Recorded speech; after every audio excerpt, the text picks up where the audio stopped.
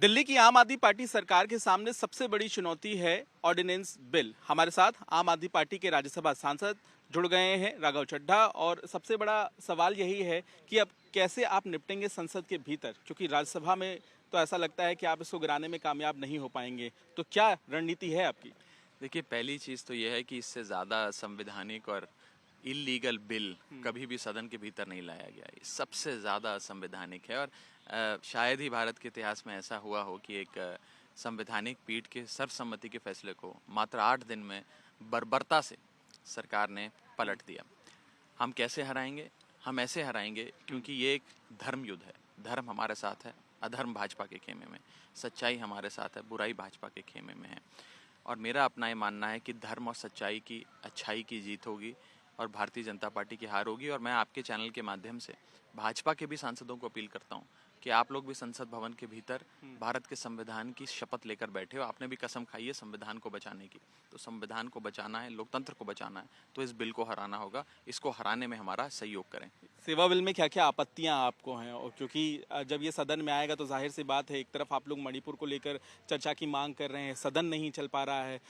इस मामले को लेकर कैसे आप विपक्ष को एकजुट कर पाएंगे कि वो चर्चा करे, और आपत्तियां क्या क्या हैं? देखिए, ये बिल जो है ये दिल्ली में डेमोक्रेसी को बाबूक्रेसी में तब्दील कर देता है। हाँ। कि अब दिल्ली को, दिल्ली की चुनी हुई सरकार, मुख्यमंत्री, उनका मंत्रिमंडल नहीं चलाएगा। चंद बाबू जो यूपीएससी का एग्जाम क्लियर कर आए हैं वो चलाएंगे और उपराज्यपाल चलाएंगे। मैं आपको 2-3 उदाहरण देता हूँ। ये बिल कहता है कि मंत्री जो फैसला लेगा उस फैसले पे पुनर्विचार करने की, उसकी वैधता जांच करने की, उस पे एक प्रकार से ऑडिट करने की अफसर की जिम्मेदारी है। यानी कि अफसर तय करेगा कि मंत्री जो फैसला ले रहा है वो लागू करना है कि नहीं करना, जो किसी सरकार में नहीं होता। जो मंत्री कहता है वो लागू होता है। अब अफसर तय करेगा, और वो भी अफसर वो नहीं जिसे हम चुनते हैं, वो अफसर जिसे केंद्र में बैठी भाजपा सरकार चुनती है। दूसरा, ये बिल कहता है कि कोई भी कैबिनेट का फैसला है उसे लागू करने की और उसकी वैधता जांच करने की मुख्य सचिव और जितने भी सचिव हैं उनकी जिम्मेदारी है। यानी कि जरूरी नहीं है कि वो तमाम फैसलों को लागू करें, उनकी मर्जी है लागू करें ना करें। थर्ड चीज, ये बिल कहता है कि जितने भी कमीशन, बोर्ड और चेयरमैनशिप्स हैं वो सारी की सारी उपराज्यपाल तय करेंगे। यानी कि दिल्ली में बिजली बोर्ड का अध्यक्ष कौन होगा, जल बोर्ड का अध्यक्ष कौन होगा, डीटीसी का अध्यक्ष कौन होगा, डीसीडब्ल्यू का अध्यक्ष कौन होगा।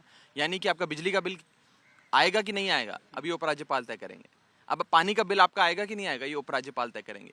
ये सारी शक्तियां सरकार चलाने की उपराज्यपाल को दे दी। और ऐसी कई सारी, यहाँ तक कि ये तक कह दिया इस बिल में कि एलजी जो हैं वो मंत्रिमंडल की एड एंड एडवाइस से बाउंड नहीं है। यानी कि किसी एक सरकार में जो मंत्रिमंडल फैसला लेता है, गवर्नर उस पर हस्ताक्षर करके लागू कर देते हैं। उन्हें अपनी तरफ से कोई एप्लीकेशन ऑफ माइंड या विचार करने की शक्ति नहीं है। इस बिल के माध्यम से उपराज्यपाल को सारी शक्तियां दी हैं कि आप मंत्रिमंडल के किसी भी फैसले को ना लागू करें। आप सर्वे सर्वा हैं। दिल्ली वालों ने मुख्यमंत्री को चुना था। आपके घर पानी नहीं आता, बिजली नहीं आती, आपके घर के बाहर की सड़क टूटी हुई है, आप अपने मंत्री या मुख्यमंत्री के पास जाते हैं। क्या आपको पता उपराज्यपाल कहाँ रहता है? क्या उपराज्यपाल लोगों से मिलता है या अफसर लोगों से मिलते हैं? उपराज्यपाल को सारी शक्तियां दे दो।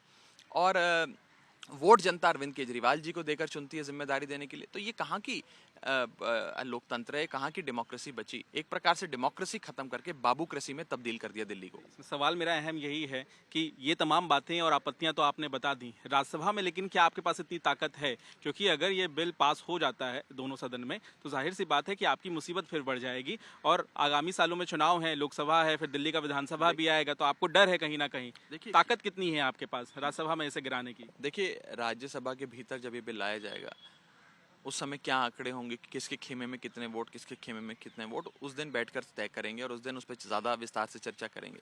आज अभी बिल राज्यसभा में नहीं आ रहा, अभी तो लोकसभा में प्रस्तुत किया जाएगा। उस पर कब बहस होगी, मतदान होगा, देखा जाएगा। लेकिन एक बात ज़रूर है कि राज्यसभा जो काउंसिल ऑफ स्टेट्स के कहलाया जाता है, उसका दायित्व राज्यों की शक्तियाँ और राज्यों की जो अस्मिता है उसे बचाने का कहीं ज़्यादा है। वो दायित्व शायद लोकसभा में जितना है उससे कहीं ज़्यादा काउंसिल ऑफ स्टेट्स यानी कि राज्यसभा में है। मुझे लगता है कि राज्यसभा के भीतर भी कई ऐसे लोग बैठे हैं जो पार्टी पॉलिटिक्स से उठकर, विचारधारा से ऊपर उठकर संविधान को बचाने के लिए वोट देंगे। मैं आपके माध्यम से बीजेपी के लोगों को भी अपील करता हूँ कि इस बिल को हराने में आम आदमी पार्टी का साथ दो।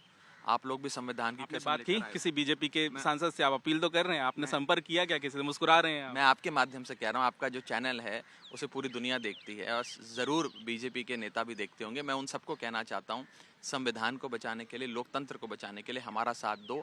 कई बार मौका आएगा अपनी पार्टी में अपना साथ देना, जैसा आपकी पार्टी कहती है वैसा बाद में कर लेना, किसी और दिन कर लेना, लेकिन आज संविधान को बचाने के लिए हमारा साथ दो। और ये कोई हमारा साथ नहीं दे रहे आप। अगर इस बिल को हराने में सहयोग करेंगे तो कोई केजरीवाल को या आम आदमी पार्टी को आप साथ नहीं दे रहे हैं, आप साथ भारत के लोकतंत्र का और संविधान का दे रहे हैं। अंतिम मेरा सवाल है, मणिपुर के मुद्दे को लेकर लगातार आप लोग चर्चा की मांग कर रहे हैं, लेकिन जो सत्ता पक्ष है वो आप पे ये आरोप लगा रहा है कि आप लोग चर्चा होने ही नहीं दे रहे हैं। आप हंगामा करेंगे तो चर्चा कैसे होगी? वो कह रहे हैं चर्चा के लिए तैयार हैं, लेकिन विपक्ष हंगामा कर रहा है। सत्ता पक्ष का ये आरोप है। कल 65 नोटिसेज, जिसमें एक मेरा नोटिस भी शामिल था, राज्यसभा के भीतर हमने दर्ज कराए कि चर्चा हो मणिपुर पे। अगर सरकार चर्चा चाहती है तो उन 65 नोटिस में से कोई एक नोटिस पे भी अपनी स्वीकृति दे दे, चर्चा हो जाएगी। लोकसभा राज्यसभा 2 सदन है, दोनों सदन में जिस मर्जी सदन में चर्चा करा ले।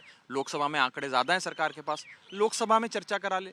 लेकिन सरकार चर्चा से क्यों भाग रही है? मणिपुर की चर्चा से क्या किसी चीज पे पर्दा डालना चाहती है? सदन के भीतर आकर विपक्ष के नेता, सरकार के जो मंत्री हैं, जो सदन के नेता हैं, वो ये चिल्लाएं रोज, हम चर्चा चाहते हैं, चर्चा चाहते हैं, लेकिन चर्चा ना कराएं, नोटिस ना एक्सेप्ट करें, कानून तहत, नियम तहत चर्चा आरंभ ना करें, तो ये साफ हो जाता है जनता को कि आप चर्चा से भाग रहे हैं, सिर्फ नूरा कुश्ती कर रहे हैं। बहुत बहुत धन्यवाद राघव चड्ढा। सीधे तौर पर जो सेवा बिल है उसका विरोध करते हुए, आपत्तियां जताते हुए, लेकिन सवाल ये भी बरकरार है कि राज्यसभा में आम आदमी पार्टी के पास विपक्षी दलों को मिलाकर कितनी ताकत है। कैमरामैन अजय ठाकुर के साथ पंकज जैन, दिल्ली, आज तक।